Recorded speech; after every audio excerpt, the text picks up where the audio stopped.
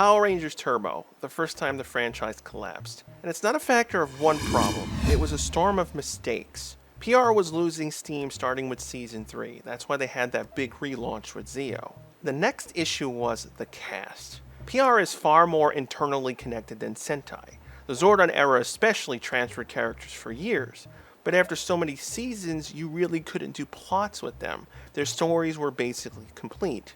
They did have Tanya, but she never went anywhere. Another problem was the series wasn't gaining much in new kids. You had people sticking with the series, but you need to have new people come in too. This was becoming a problem, followed by Jason David Frank wanting to move on. And lastly, the next Super Sentai show being Carranger. To this point, PR didn't have too much of a problem adapting the series before, bar things they caused. But now, they're dealing with a Sentai that's the most wacky one to date. All these things came up on them.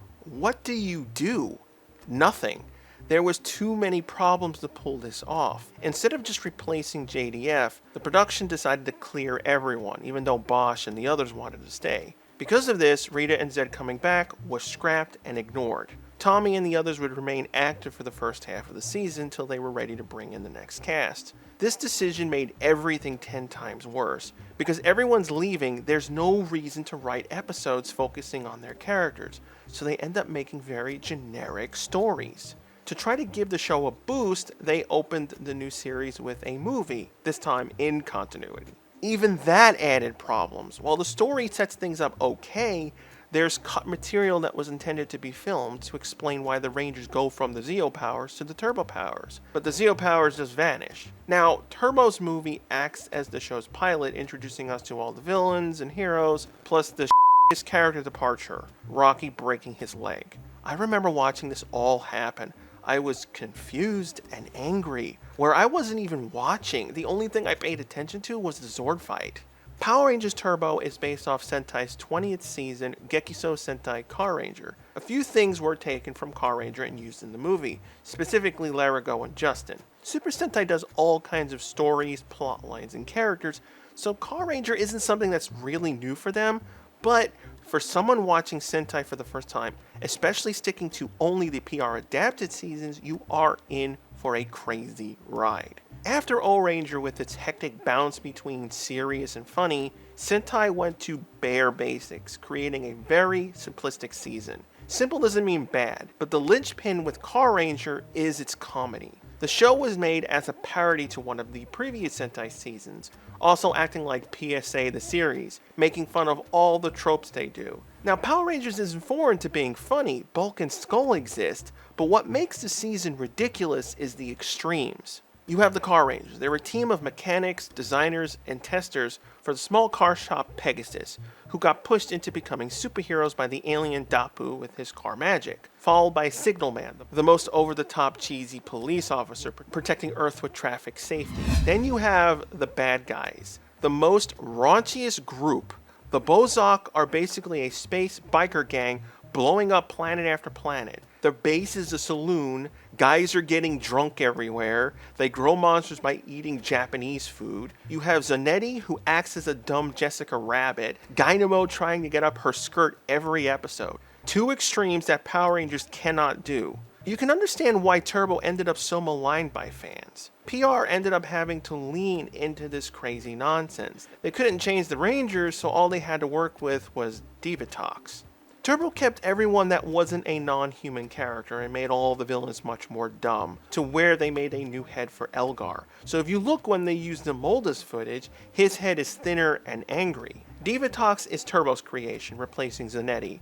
Rygog's character was the original leader, but you can see Divatox's outfit was inspired by Zanetti's look. What I don't understand, Turbo decided to make the villains the comedy bit.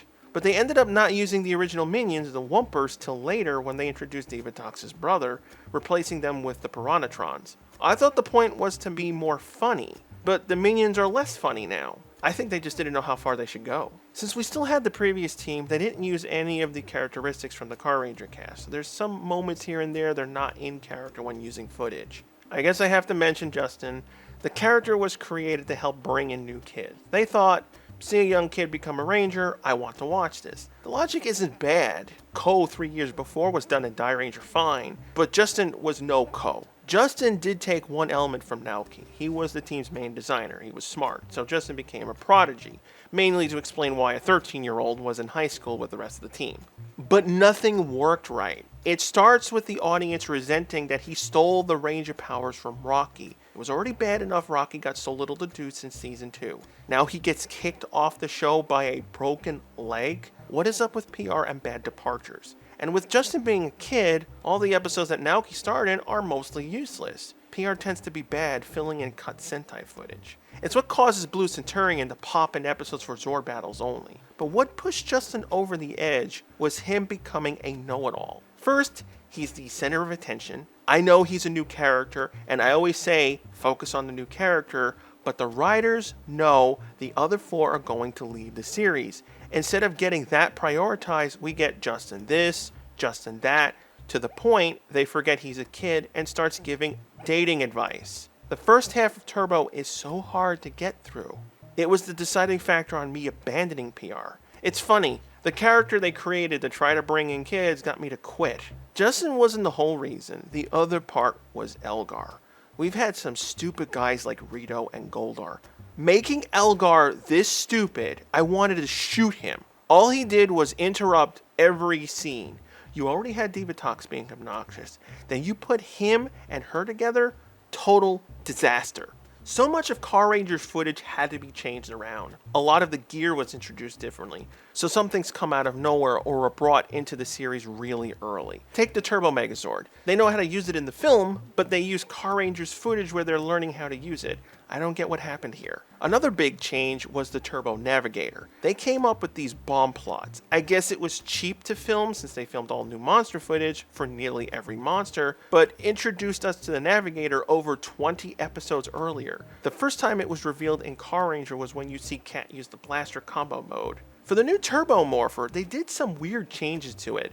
In the movie, the key handles lost their paint, and all the front stickers were removed, but everything else remained the same. Turbo reuses Carranger's hand gestures for the most part. In Turbo's case, the Rangers have to initially call the Morphers in to replace their communicators, twisting their wrists. With Team 2, they omit doing that and just have it appear between cuts. Next, they bring their right arm and key up, calling out, "Shift into Turbo," the first time the show gave a new activation line.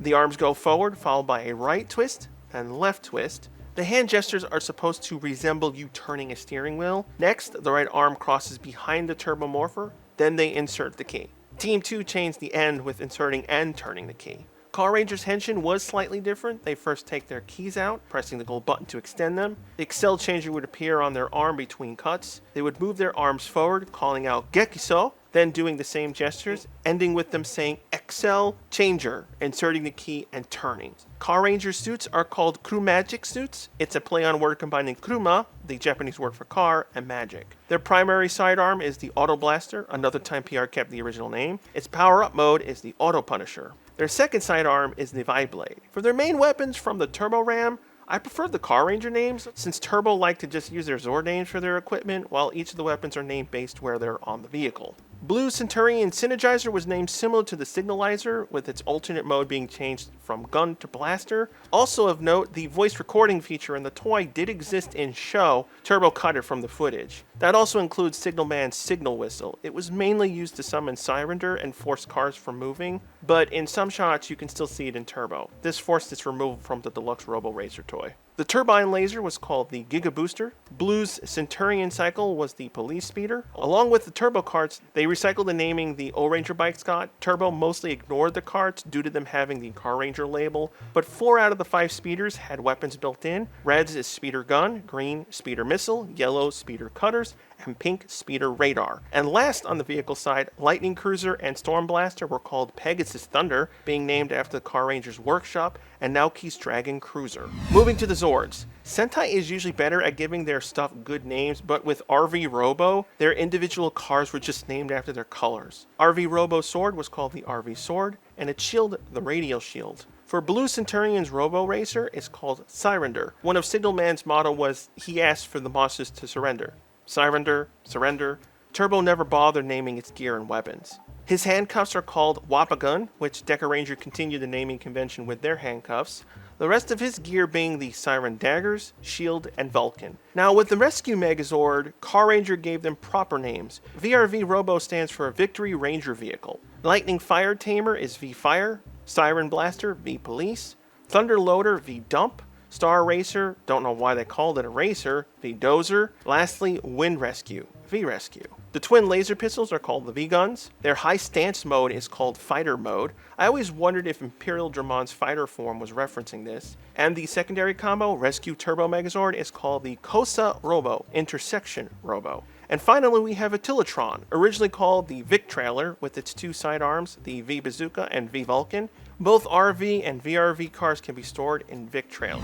I know I focused on the failings of Power Rangers Turbo, but in part 2, I'll delve into Carranger's characters, why Blue Centurion was hardly used, all the monster changes done, Larigo, Dapu, and the origin of the Phantom Ranger. Thanks again for watching. If you have a suggestion or topic you'd like me to cover, leave a comment down below, and I may use it next time.